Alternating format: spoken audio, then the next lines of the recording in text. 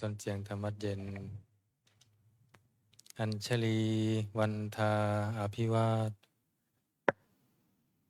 อัญชลีวันทาอภิวาท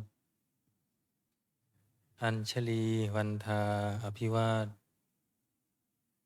อัญชลีวันทาอัญชลีโยโสภะคะวาอะระหังสัมมาสัมพุทโธพระผู้มีพระภาคเจ้านั้นพระองค์ใดเป็นพระอรหันต์ดับเพลิงกิเลสเพลิงทุกข์สิ้นเชิงตรัสรู้ชอบได้โดยพระองค์เองสวากขาโตเยนะภะคะวะตาธัมโมพระธรรมเป็นธรรมอันพระผู้มีพระภาคเจ้าพระองค์ใดตรัสไว้ดีแล้วสุปฏิปันโนยัสสะภะคะวะโตสาวกสังโฆพระสงฆ์สาวกของพระผู้มีพระภาคเจ้าพระองค์ใดปฏิบัติดีแล้วตัมมายังภะคะวันตังสัทธัมมังสัสสังฆังอิเมหิสการะหิยะถาระหังอาโรปิเตหิอภิปูชยามาข้าพระเจ้าทั้งหลายขอบูชาอย่างยิ่งซึ่งพระผู้มีพระภาคเจ้าพระองค์นั้นพร้อมทั้งพระธรรมและพระสงฆ์ด้วยเครื่องสักการะทั้งหลายเหล่านี้อันยกขึ้นตามสมควรแล้วสาธุโนพันเตภควาสุจิระปรินิพุตโตปีข้าแต่พระองค์ผู้เจริญพระผู้มีพระภาคเจ้าแม้ปรินิพพานนานแล้วทรงสร้างคุณอันสำเร็จประโยชน์ไว้แก่ข้าพระเจ้าทั้งหลายปัจฉิมาชนะตานุกรรมปมานาสาทรงมีพระหฤทัยอนุเคราะห์แก่พวกข้าพระเจ้าอันเป็นชนรุ่นหลังอิเมสการะทุกขตาปันนาการะปูเตปฏิคันหาตุขอพระผู้มีพระภาคเจ้าจงรับเครื่องสักการะอันเป็นบรรณาการของคนยากทั้งหลายเหล่านี้อัมหากังทีคารตังหิตายะสุขายาเพื่อประโยชน์และความสุขแก่ข้าพระเจ้าทั้งหลายตลอดกาลและนานเทอญอะระหังสัมมาสัมพุทโธภควาพระผู้มีพระภาคเจ้าเป็นพระอรหันต์ดับเพลิงกิเลสเพลิงทุกข์สิ้นเชิงตรัสรู้ชอบได้โดยพระองค์เองพุทธังภวันตังอภิวาเทมิข้าพระเจ้าอภิวาทพระผู้มีพระภาคเจ้าผู้รู้ผู้ตื่นผู้เบิกบานสวากขาโตภะคะวะตาธัมโมพระธรรมเป็นธรรมที่พระผู้มีพระภาคเจ้าตรัสไว้ดีแล้วธัมมังนามัสสามิข้าพระเจ้านามัสการพระธรรม สุปฏิปันโนภะคะวะโตสาวกสังโฆพระสงฆ์สาวกของพระผู้มีพระภาคเจ้าปฏิบัติดีแล้วสังฆังนามามิข้าพระเจ้านอบน้อมพระสงฆ์อันตมยังพุทธัสสะภะคะวะโตบุพพภาคณามการังกโรมาเสนะโมตัสสะภะคะวะโตขอ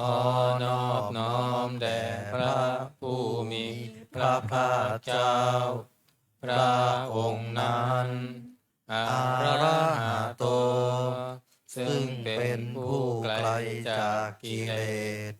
สัมมาสัมพุทธัสสะตรัสรู้ชอบได้โดยพระองค์เองนะโมตัสสะภะคะวะโตขอนอบน้อมแด่พระผู้มีพระภาคเจ้าพระองค์นั้นอะระหะโตซึ่งเป็นผู้ไกลจากกิเลสสัมมาสัมพุทธัสสะตรัสรู้ชอบได้โดยพระองค์เองนะโมตัสสะภะคะวะโตขอนอบน้อมแด่พระผู้มีพระภาคเจ้าพระองค์นั้นอะระหะโตซึ่งเป็นผู้ไกลจากกิเลสสัมมาสัมพุทธัสสะตรัสรู้ชอบได้โดยพระองค์เองเป็นหนังสือที่หน้า19ธรรมวัดเย็นอันตมยังพุทธานุสตินะยังกโรมาเสตังโคปานาภะคะวันตังเอวังกัลยาโนกิตติศัพท์โทอาภุคโตก็กิตติศัพท์อันงามของพระผู้มีพระภาคเจ้านั้นได้พุ่งไปแล้วอย่างนี้ว่า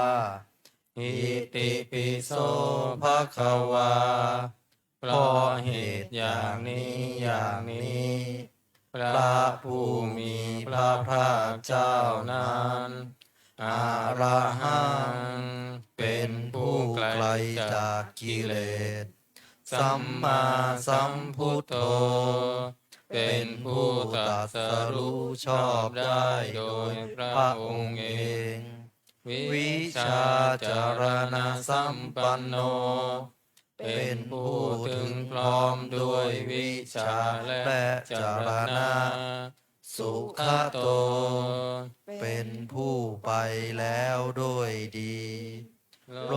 กาวิทูเป็นผู้รู้โลกอย่างแจ่มแจ้งอนุตตโรปุริสธรรมสารถิเป็นผู้สามารถฝึกบุรุษที่สมควรฝึกได้อย่างไม่มีใครยิ่งกว่า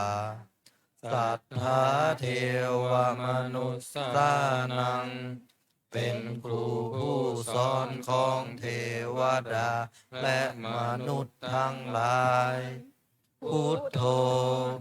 เป็นผู้รู้ผู้ตื่นผู้เบิกบานด้วยธรรม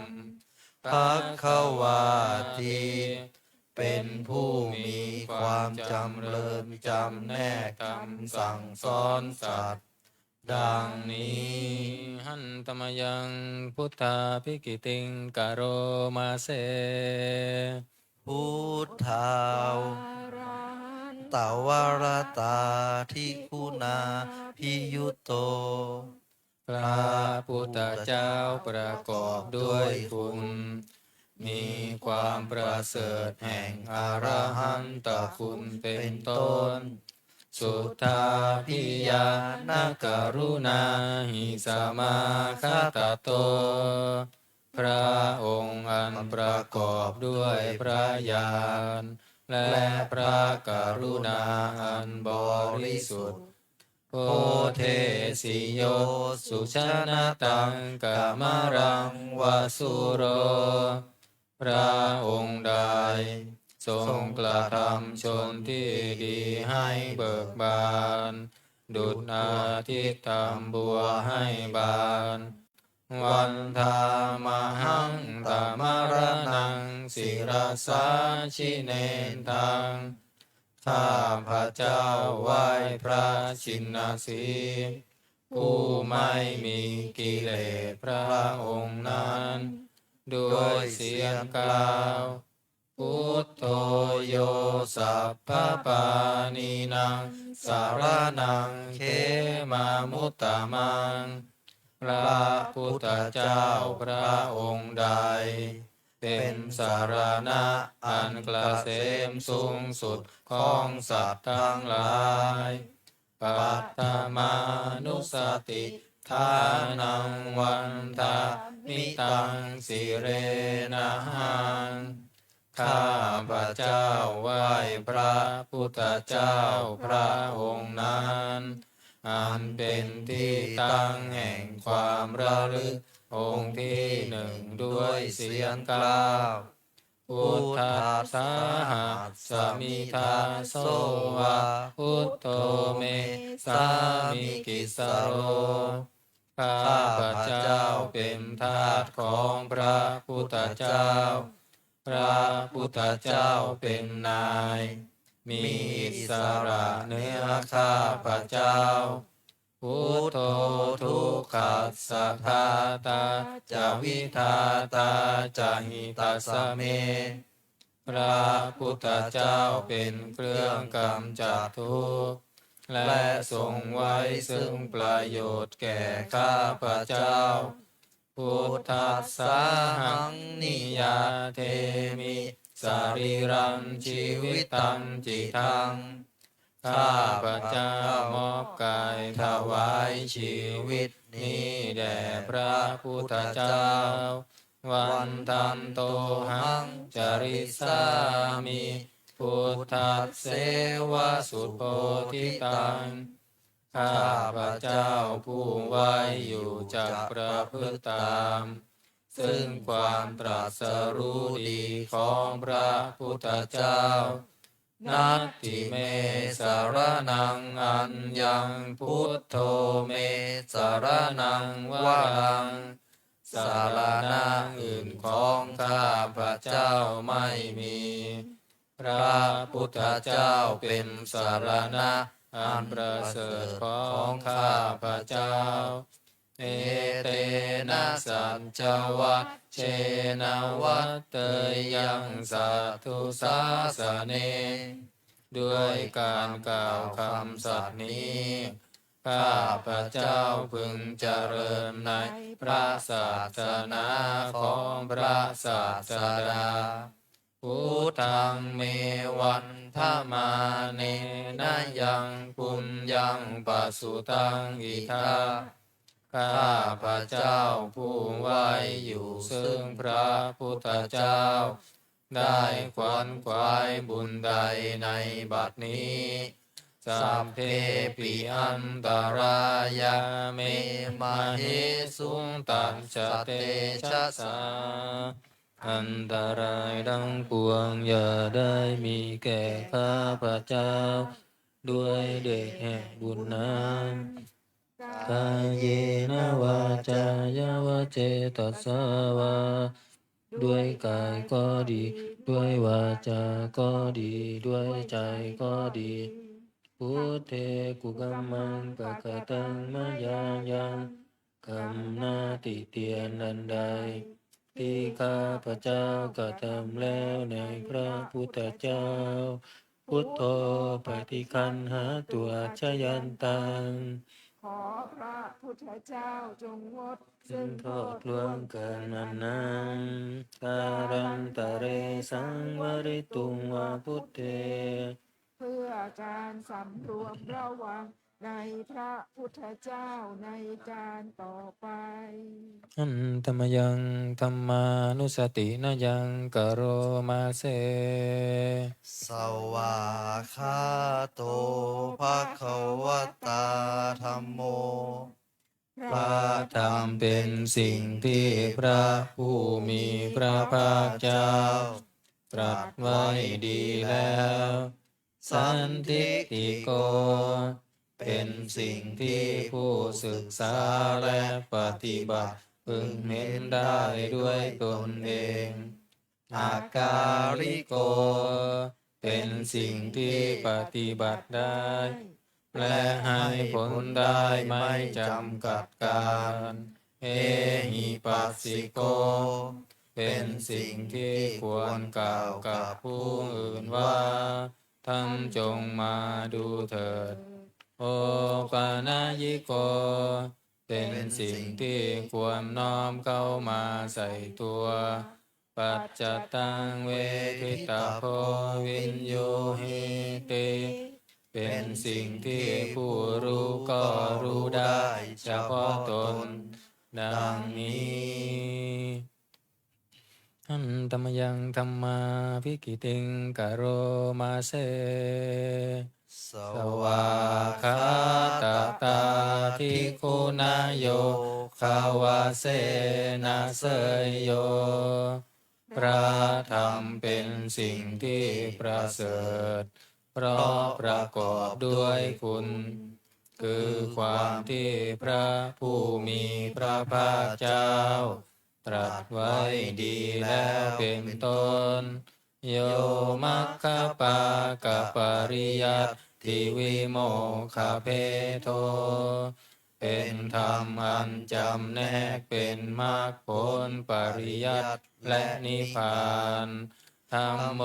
กุโลกัปปัตตนาตถาธาริธาริเป็นธรรมทรงไว้ซึ่งผู้ทรงธรรม จากการตกไปสู่โลกที่ชั่ว วันธามหังตามหารังวรธรรมเมตตัง ข้าพระเจ้าไหว้พระธรรมอันประเสริฐนั้นอันเป็นเครื่องขจัดเสียซึ่งความมืดธัมโมโยสัพพปานีนังสารนังเขมามุตตมัง พระธรรมใดเป็นสารณะอันเกษมสูงสุดของสัตว์ทั้งหลาย ทุติยานุสติทานังวันทามิตังสิเรนะหัง ข้าพระเจ้าไหว้พระธรรมนั้นอันเป็นที่ตั้งแห่งความระลึกองค์ที่สองด้วยเสียงกล่าว ธัมมัสสาหัง สมิทาเสวะ สัมเมโมสามิกิสโร ข้าพระเจ้าเป็นทาสของพระธรรม พระธรรมเป็นนาย มีอิสระเหนือข้าพระเจ้าธัมโมทุกขัสสะกาทาจะวิทาตาจะหิตัสสะเม พระธรรมเป็นเครื่องกำจัดทุกข์และทรงไว้ซึ่งประโยชน์แก่ข้าพระเจ้าธรรมัสสาหังนิยาเทมิสรีรัมชีวิตัมจิตัง ข้าพระเจ้ามอบกายถวายชีวิตนี้แด่พระธรรม วันทันโตหังจริสามิธรรมัสเสวะสุธรรมตัง ข้าพระเจ้าผู้ไหวอยู่จากประพฤติตาม ซึ่งความเป็นธรรมดีของพระธรรมนัตถิเมสารนังอัญญังธัมโมเมสารนังวรัง สารณะอื่นของข้าพระเจ้าไม่มี พระธรรมเป็นสารณะอันประเสริฐของข้าพระเจ้า เอเตนะสัจจวัชเชนะวัตเตยังสัตตุสาสเนด้วยการกล่าวคำสัตย์นี้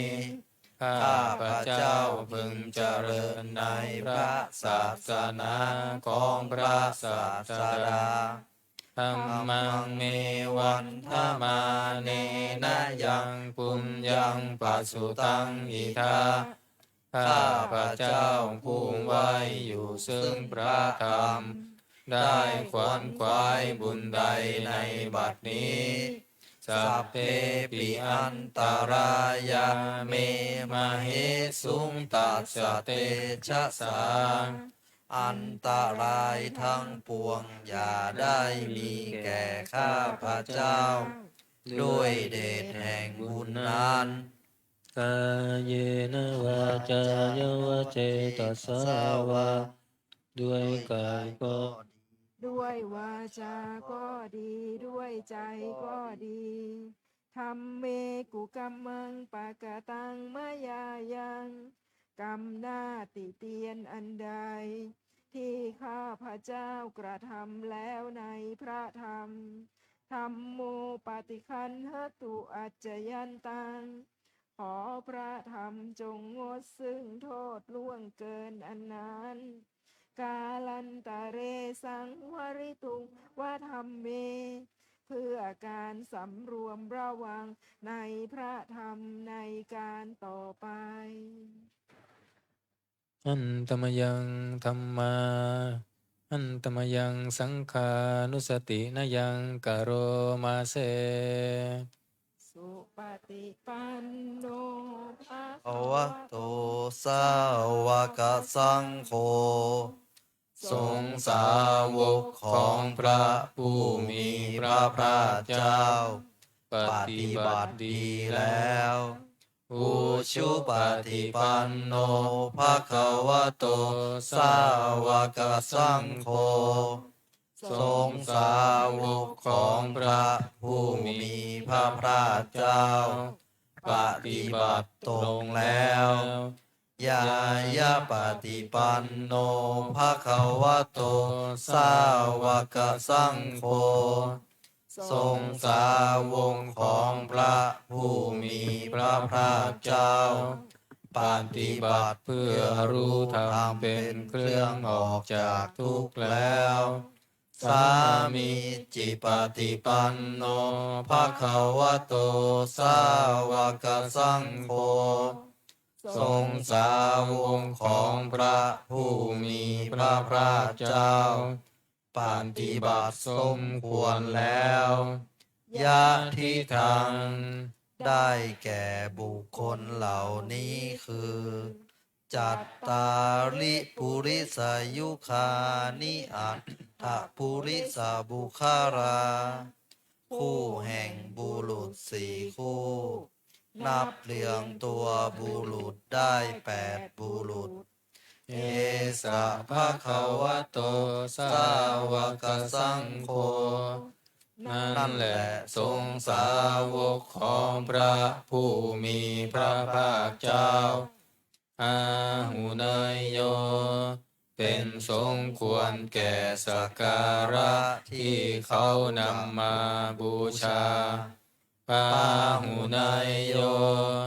เป็นสมควรแก่สักการะที่เขาจัดไว้ต้อนรับทักขินายโยเป็นผู้ควรรับทักษิณาทานอัญชาริกรณิโยเป็นผู้ที่บุคคลทั่วไปควรทำอัญชารีอนุตตรังปุญญเขตังโลกัสสติเป็นเนื้อนาบุญของโลกไม่มีนาบุญอื่นยิ่งกว่าดังนี้อันธรรมยังสังฆาภิกิติงกโรมาเสสัทธรรม โชสุปฏิปฏิคุณาภิยุตโตพระสงฆ์ที่เกิดโดยพระสัทธรรม ประกอบด้วยคุณมีความปฏิบัติดีเป็นต้นโยทัพทิโท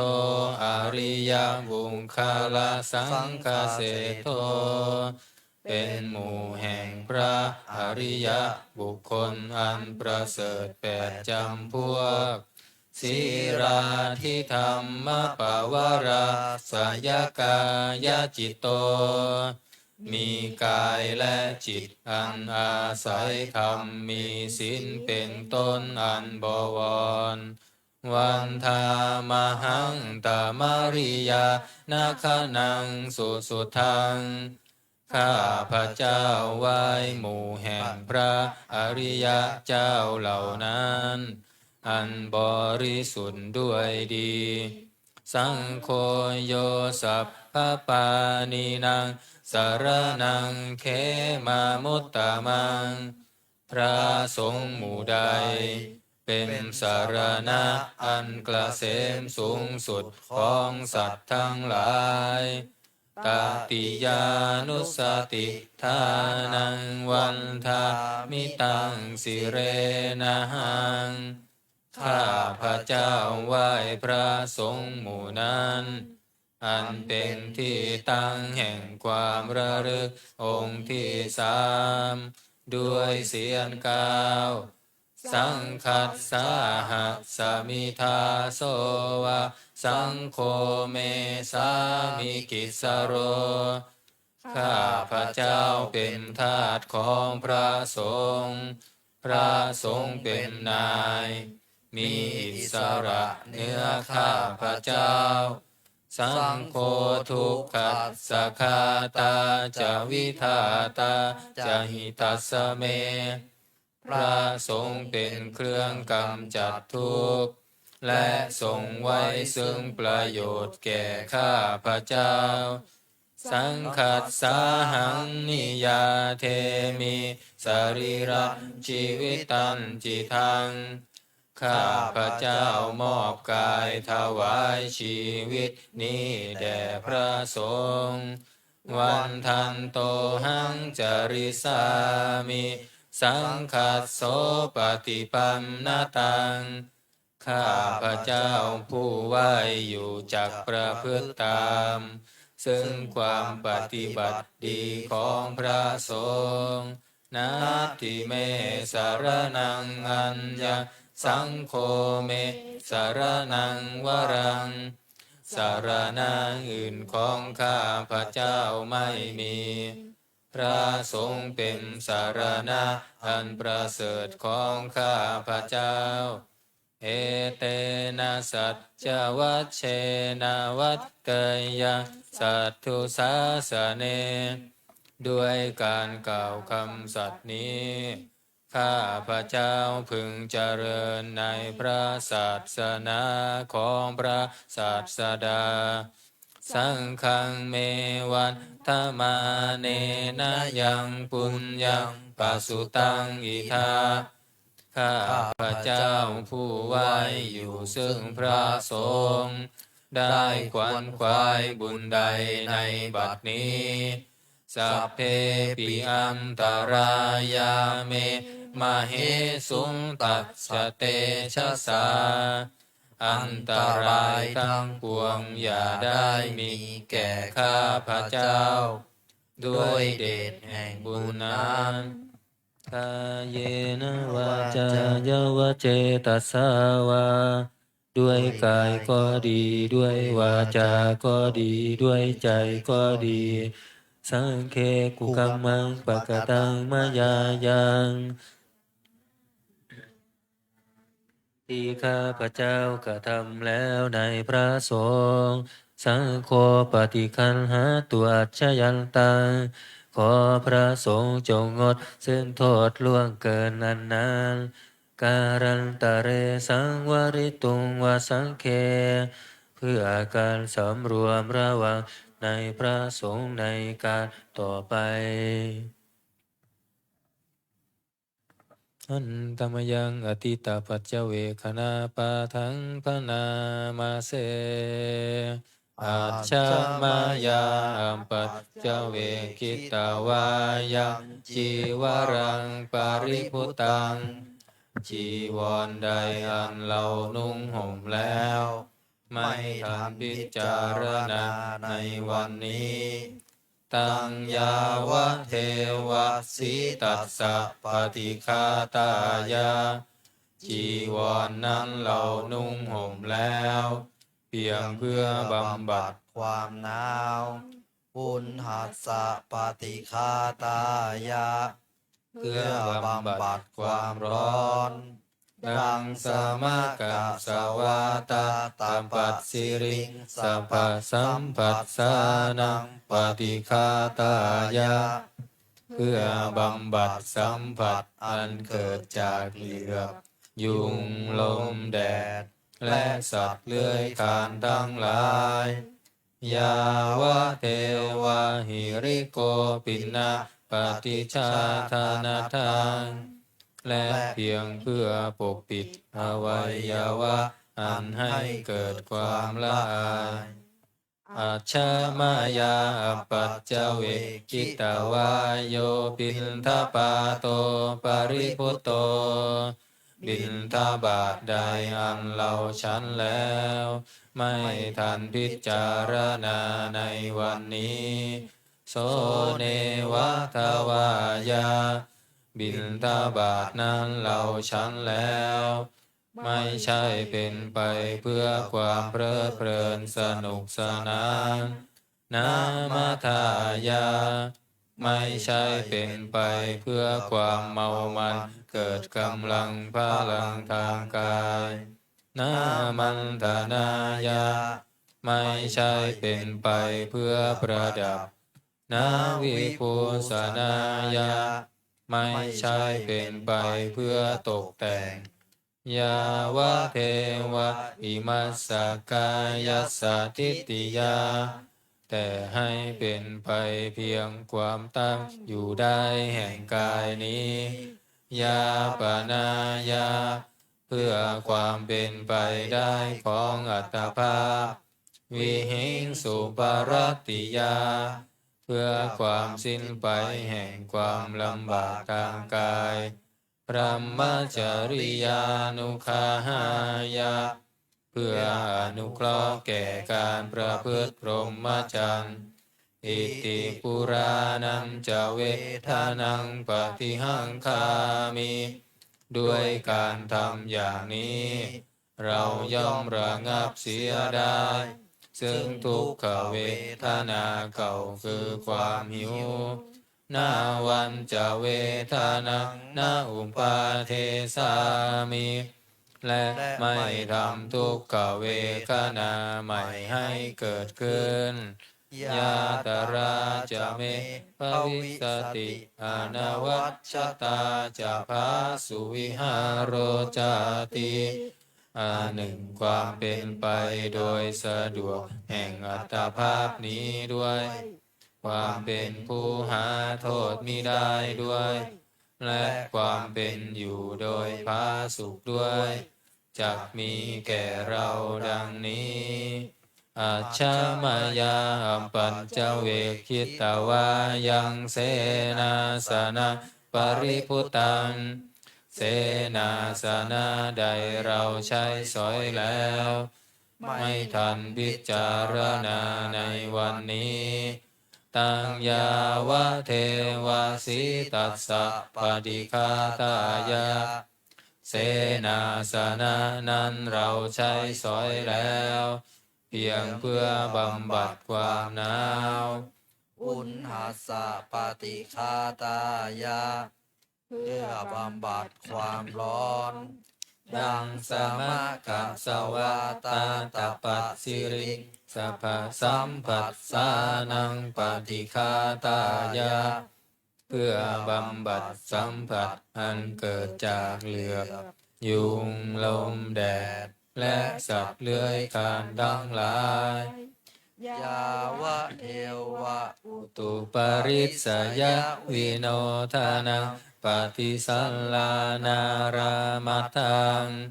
เพียงเพื่อบรรเทาอันตรายอันพึงมีจากดินฟ้าอากาศ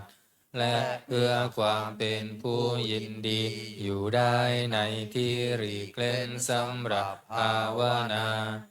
อัจฉมายาปัญจเวคิตวายโย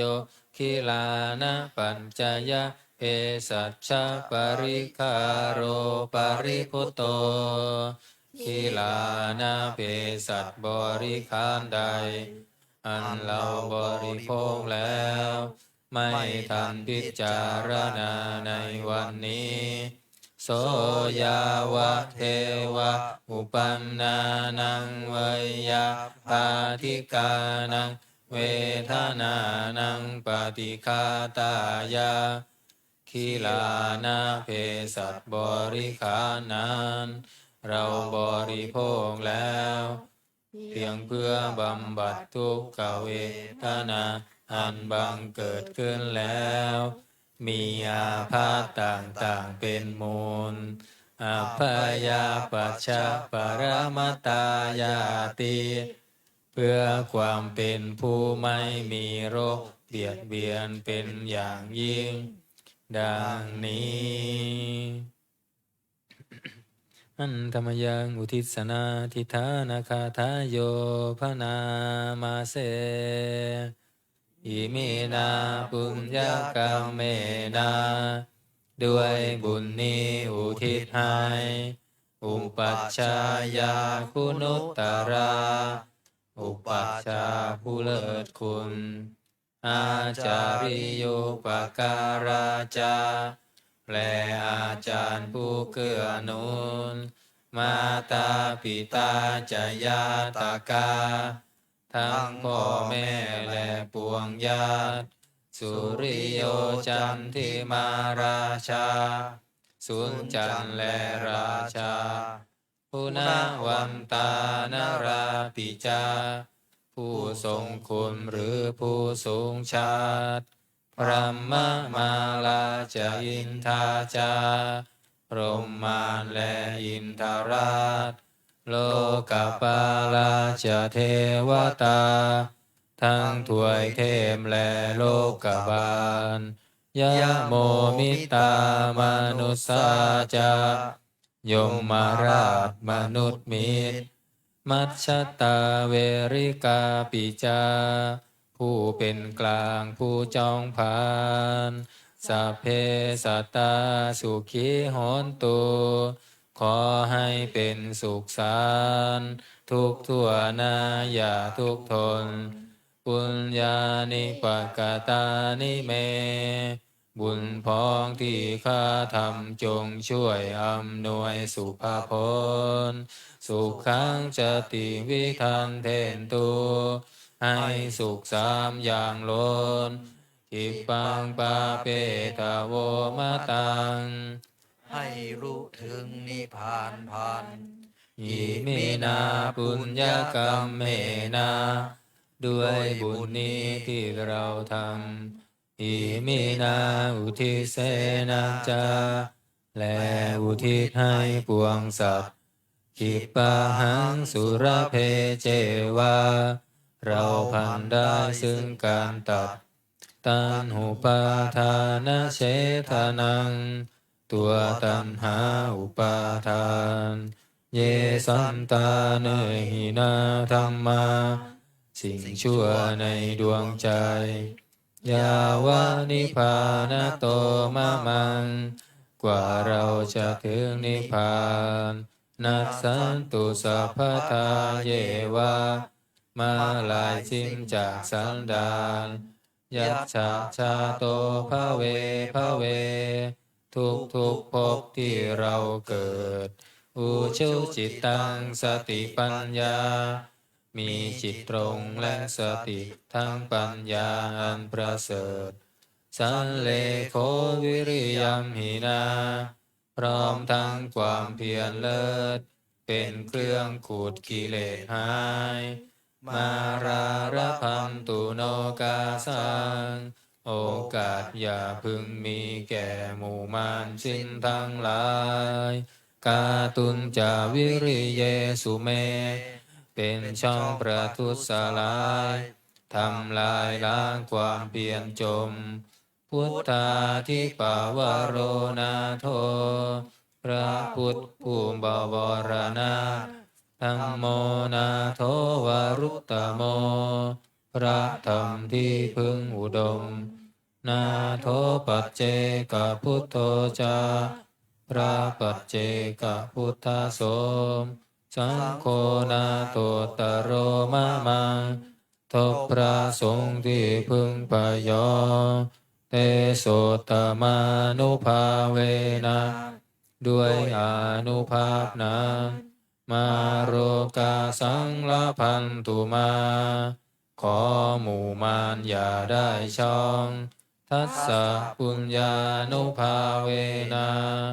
ด้วยเดชบุญทั้ง10ปองมาโรกาสังละพันตุมาอย่าเปิดโอกาสแก่มารเถิด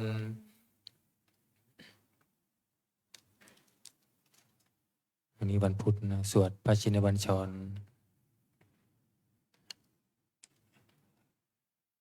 หนังสือมนต์พิธีเล่มเหลืองหน้า168นะพระชินบัญชร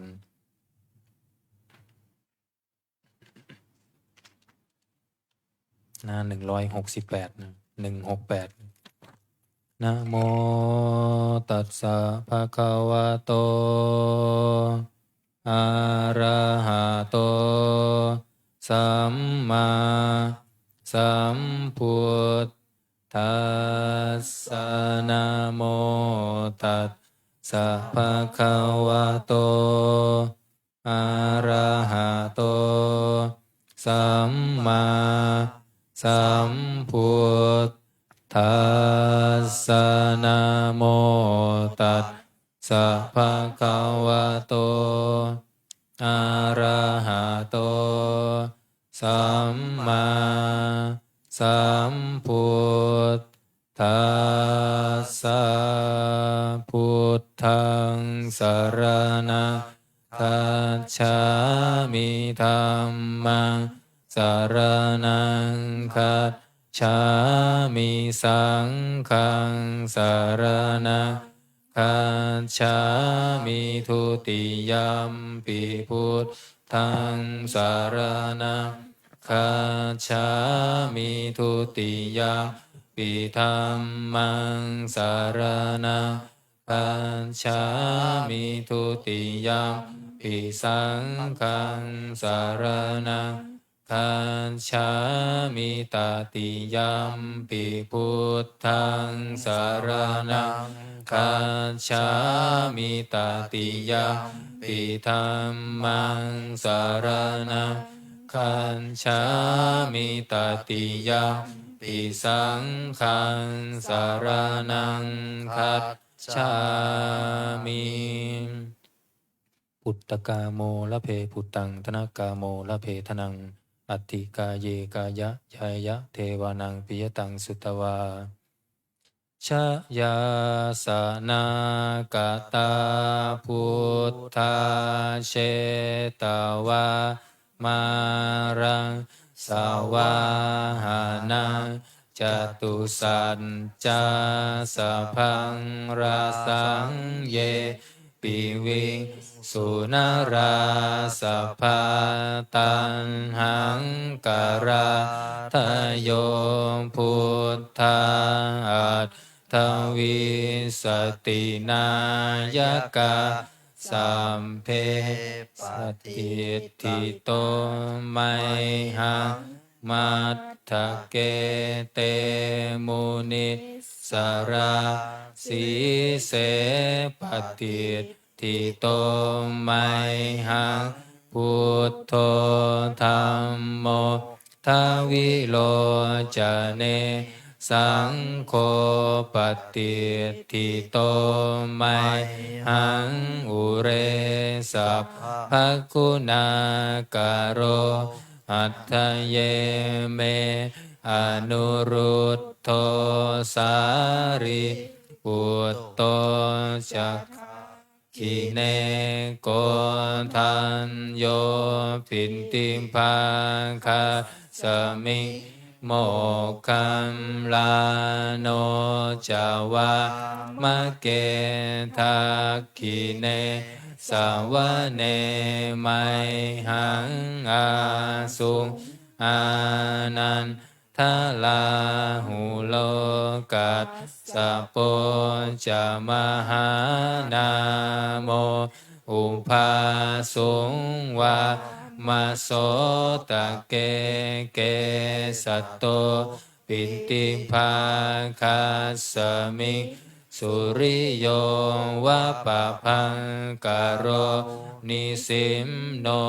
สิริสัมปันโนโสภิโตมุนิปุงคโวกุมารกัสสะโปเทโรมเหสีชินตาวะทะโกโสไมหังวัฒเนนิจจังปันตินทาสิคุณากโรปุณโนอังคุลิมาโลจังอุปา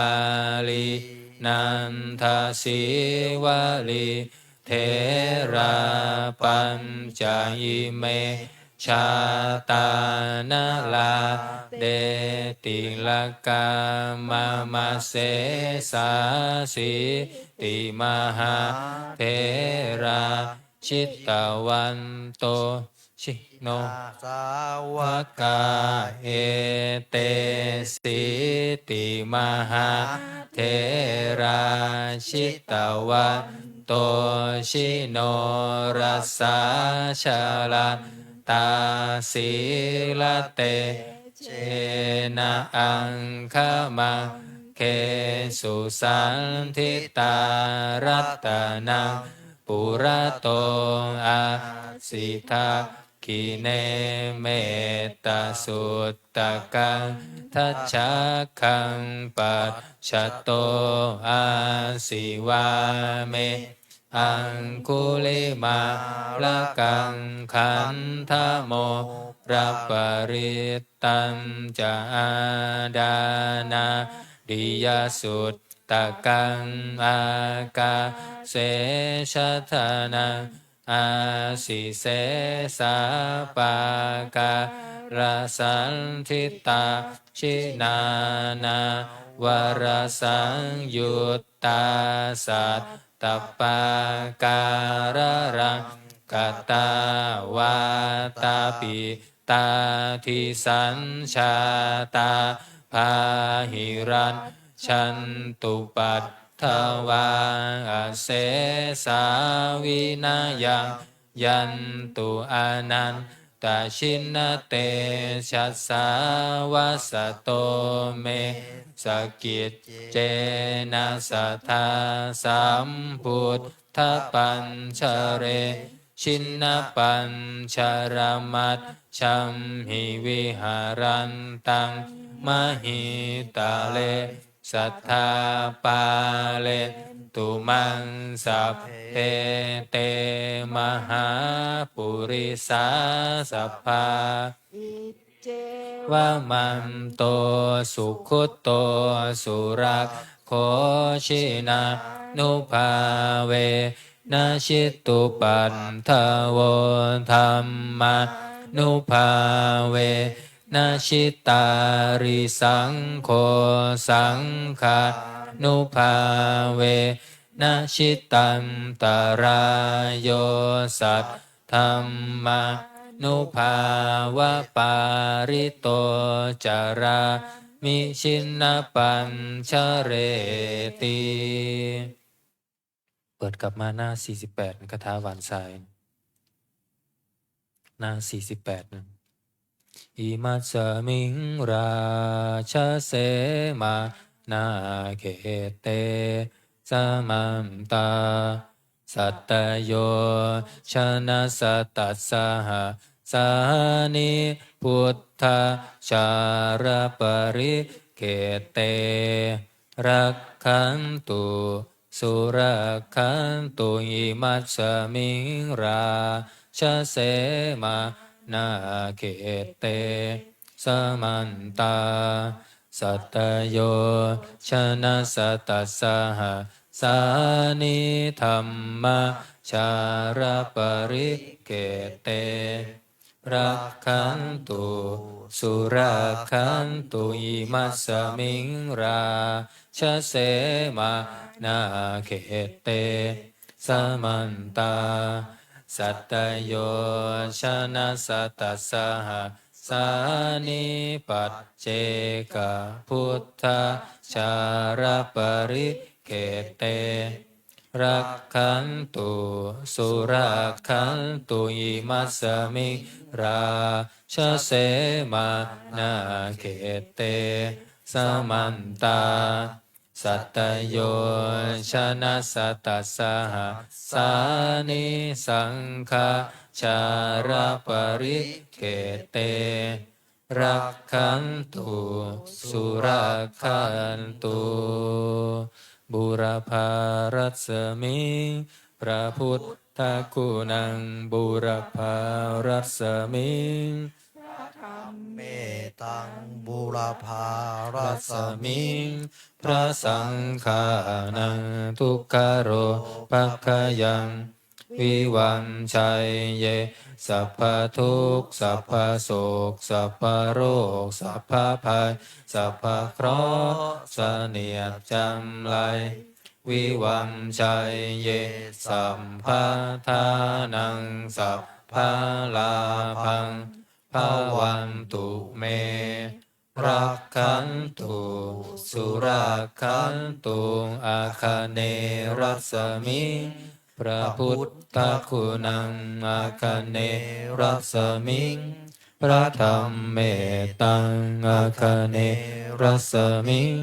พระสังฆานังทุกขโรปัคขยังวิวันชัยเยสัพพทุกข์สัพพโศกสัพพโรคสัพพภัยสัพพเคราะห์เสนียดจำไรวิวันชัยเยสัพพทานังสัพพลาภังภวันตุเมรักขันตุสุรักขันตุทักษิมรัสมิงพระพุทธคุณังทักษิมรัสมิงพระธรรมเมตังทักษิมรัสมิงพระสังฆานังทุกขโรปัคขยังวิวังชัยเยสัพพทุกข์สัพพโศกสัพพโรคสัพพภัยสัพพเคราะห์เสนียดจำไรวิวังชัยเยสัพพทานังสัพพลาภังภวันตุเมรักขันตุสุรักขันตุหรดีรัสมิงพระพุทธคุณังหรดีรัสมิงพระธรรมเมตังหรดีรัสมิงพระสังฆานังทุกขโรภัคขยังวิวังชัยเยสัพพทุกข์สัพพโศกสัพพโรคสัพพภัยสัพพเคราะห์เสนียดจำไรวิวังชัยเยสัมภทานังสัพพลาภังภวันตุเมรักขันตุสุรักขันตุปัจฉิมรัสมิงพระพุทธคุณังปัจฉิมรัสมิงพระธรรมเมตังปัจฉิมรัสมิง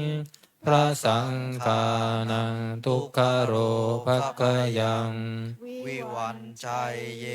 สัพพทุกข์สัพพโศกสัพพโรคสัพพภัยสัพพเคราะห์เสนียดจำไรวิวันชัยเยสัพพทานังสัพพลา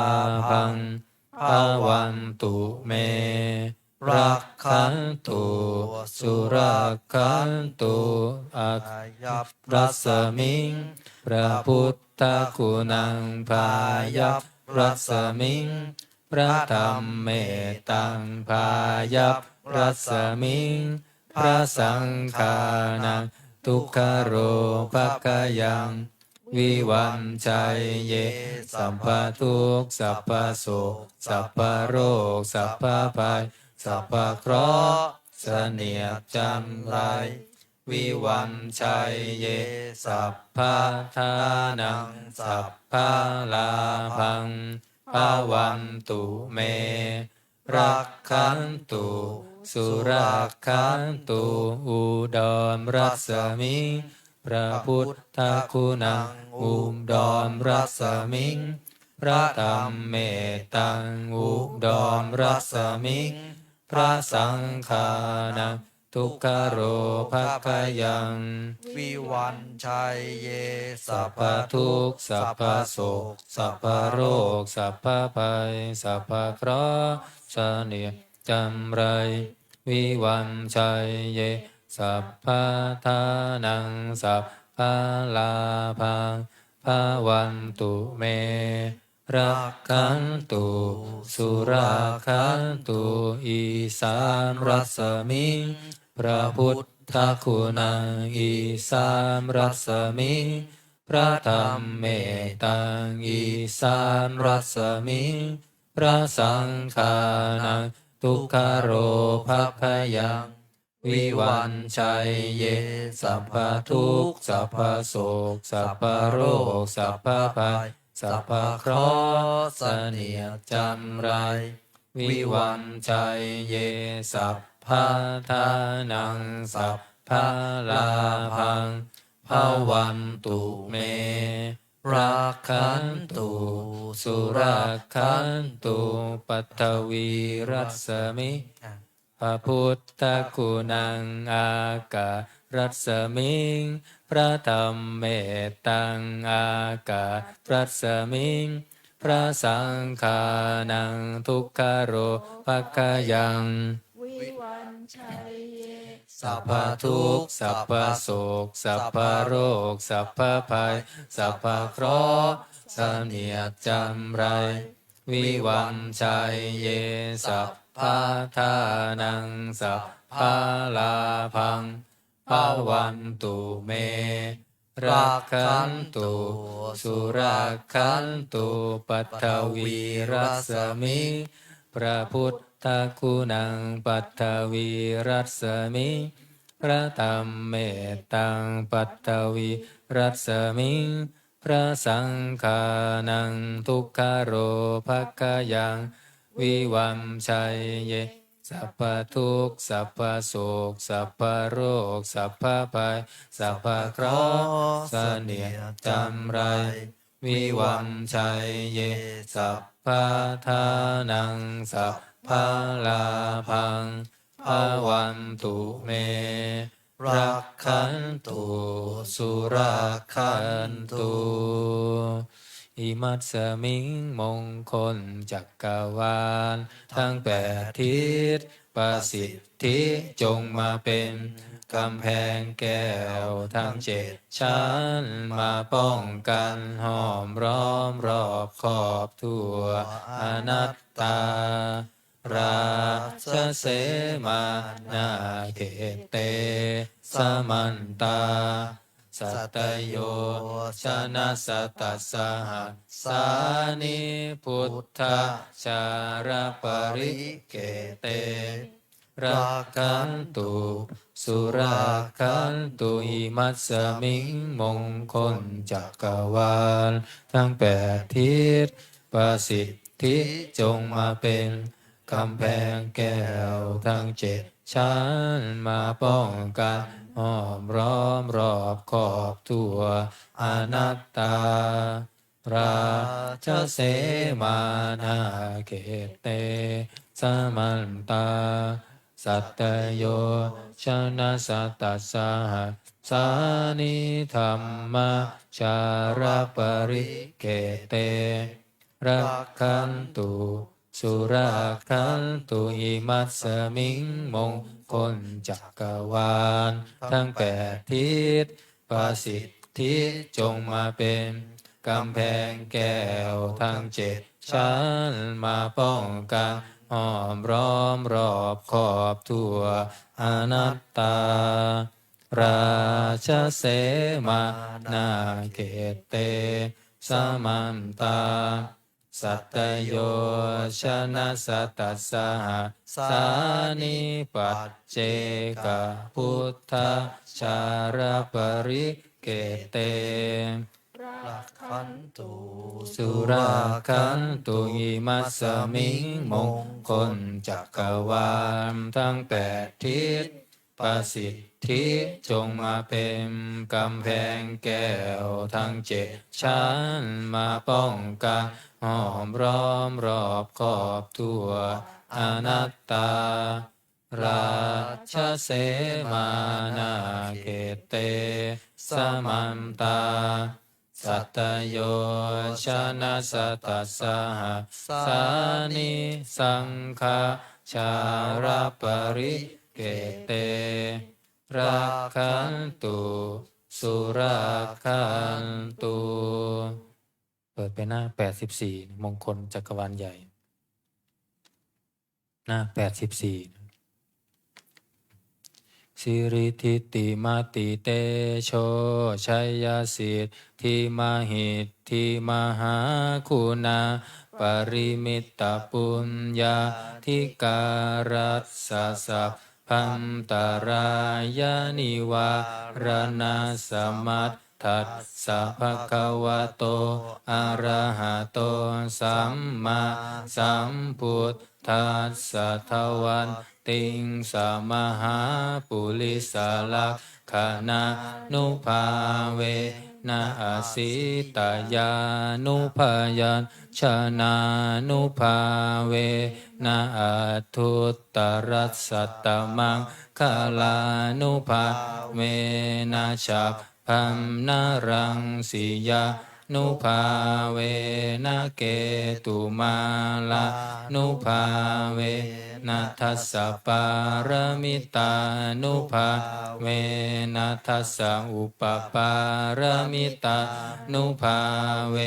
นะทัสสะปรมัตถปารมิตานุภาเวนะศีลสมาธิปัญญานุภาเวนะพุทธานุภาเวนะธัมมานุภาเวนะสังฆานุภาเวนะเตชานุภาเวนะอินทานุภาเวนะพลานุภาเวนะเยยยะธรรมานุภาเวนะจตุราสิติสหสัทธัมมัคคันธานุภาเวนะนวโรกุตรธรรมานุภาเวนะอัตถังคิกามัคคานุภาเวนะอันทัสสมาปัตติยานุภาเวนะชลพิญญานุภาเวนะจตุสัจจญานะนุภาเวนะทัสสะพลญานะนุภาเวนะสัพพัญยุตตญานะนุภาเวนะเมตตากรุณามุทิตาอุเบกขานุภาเวนะสัมภปริตตานุภาเวนะรัตนัตตยสารนานุภาเวนะตุยหังสัพพะโรคาโสกุปัตถวะทุกขโทมานัสสุปปายาสาวินัสสันตุสัพพะอันตรา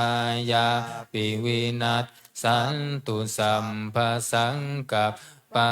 ตุยหังสมิชันตุทิคายุตาตุ ตุยหังโหนตุสัตวัตสัจจีเวนัสมังคิโกโหนตุสัพพทาอากาสปปภะตะวันภูมิคังคามหาสมุทธาอารักขกาเทวตาสัทธาตุมเหอนุรักขันตุภวันตุสัพพมังคารังรักขันตุสัพพเทวตาสัพพพุทธานุภาเวนัสสัทธาโสทิภวันตุเตภวันตุสัพพมังคารังรักขันตุสัพพเทวตาสัพพธรรมานุภาเวนัสสัทธาโสทิภวันตุเตภ ภวันตุสัพพมังคารังรักขันตุสัพพเท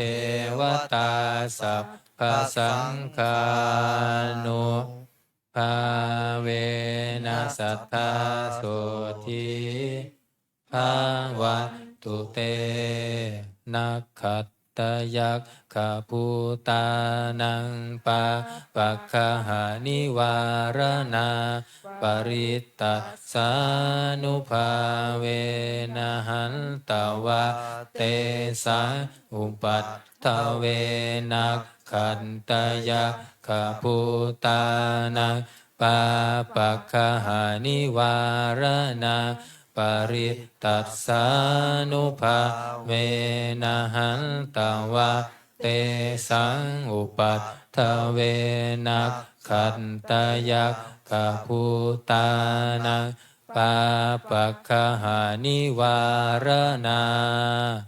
ปริตตัสสานุภาเวนะหันตวะเตสัง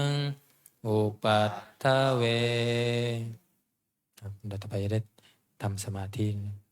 แล้วก็แผ่เมตตาพร้อมกันทำสมาธิสัก15 นาทีเนาะแล้วแผ่เมตตาพร้อมกัน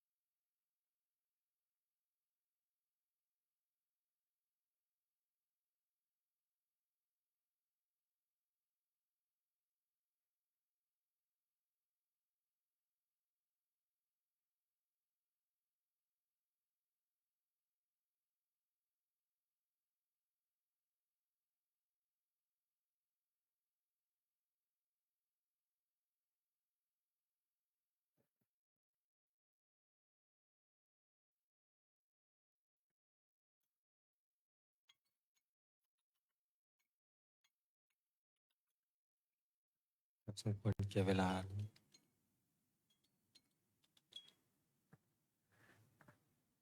นิมนต์พระภิกษุสงฆ์เจริญพรในจีโอคีถึงเที่ยวขอน้ำอุทิศบุญกุศลแผ่เมตตาพร้อมกันอีทังทานากรรมังนิพพานะปัญจโยโหนตุโนนิจจังอีทังศีลกัมมังนิพพานะปัญจโยโหนตุโนนิจจังอีทังภาวนากัมมังนิพพานะปัญจโยโหนตุโนนิจจังยังกินจิกุสารังกัตตัมปังกัมมังสัพเพหิอัมเหหิกัตตังปุญญังโนอนุโมทันตุสุนันตุพนโตเยเทวาสมิงฐาเนอดิกัตตาดิขายุกะสัทธาหนตุสัพเพสัตตาสุขีอัตตานังปริหารันตุมาตาปิตาสุขิตาหนตุทุกขาปามุญจันตุสัมเพยาตากาสุขิตาหนตุทุกขาปามุญจันตุสัมเพอายาตากาสุขิตาหนตุทุกขาปามุญจันตุสัมเพปิสาสะเพยักขะสัพเพเปตาสุขิตาหนตุทุกขาปามุญจันตุสัมเพนัคคัตตาสุขิตาหนตุทุกขาปามุญจันตุสัมเพเทวาสุขิตาหนตุทุกขาปามุญจันตุสัมเพอาจาริโยปัชฌายาสุขิตาหนตุทุกขาปามุญจันตุสัมภะสัมปัตติโยสามิชันตุโวคุกเข่าวันทาหลวงพร้อมกัน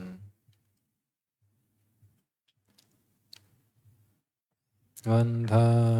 มิพุทธังสัพพะเมวะโตสังฆามัตถะเม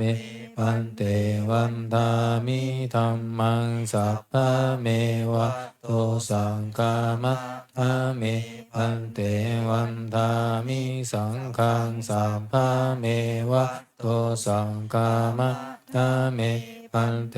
วันทามิการุงอุปปัชฌาอาจาริเยสัพพะเมวะโตสังฆามัตถะเมปันเตวันทามิกัมมัฏฐานังสัพพะเมวะโตสังฆามัตถะเมปันเตวันทามิอาราเมปันทัสสิมังสัพพะเมวะโตสังฆามัตถะเมปันเตวันทามิเจติยังสัมพังสัมพันธาเนสุปฏิทิตาสารีนะธาตุมหาโพธิพุทธารูปังสักกาลังสัทธานาคาโลเกเทวะโลเกพระมะโลเกชัมพุทิเปรังกาทิเปสารีนะธาตุโยเกสาธาตุโยอะระหังกัธาตุโยเจติยังกันทากุจิงจันตุราสิติสหัสเสธัมมัคคันเทสัพเพสัมปาทาเจติยังอะหังวันทามิสัพพะโสอัญชลีวันทาภิวาทอัญชลีวันทาภิวาทอัญชลีวันทาภิวาทอัญชลีวันทาอัญชลีก้มหมอบพันธาน้อยพร้อมกันสาธุวันทามิพันเตสัพพังอปาราตกามะนาเมพันเตมายากาตังปุญญังสามินาอนุโมทิตาภะ สามินากตังปุญญังไมหะตาตาพังสาธุสาธุอนุโมทามิอัญชลีวันทาอภิวาทอัญชลีวันทาอภิวาทอัญชลีวันทาอภิวาทอัญชลีวันทาอัญชลีขอนิมนต์พระภิกษุสงฆ์คุกเข่ากับพระมหาเถระพระอาจารย์อัญชัยประภากโลพร้อมกันนะสามเณรีแม่ชีโยคีกราบทีหลังอัญชลีวันทาอภิวาทอัญชลีวันทาอภิวาทอัญชลีวันทาอภิวาทอัญชลีวันทาอัญชลี ค่ะนิมนต์สามเณรีเชิญขอเชิญแม่ชีและโยคีทุกท่านกราบพระอาจารย์พร้อมกันค่ะอัญชลีวันทาอภิวาทอัญชลีวันทาอภิวาทอัญชลีวันทาอภิวาทอัญชลีวันทาอัญชลี สาธุจันตารโอธรรมาวัฏันติอายุวโนสุขังพระลัง สาธุ สาธุ สาธุ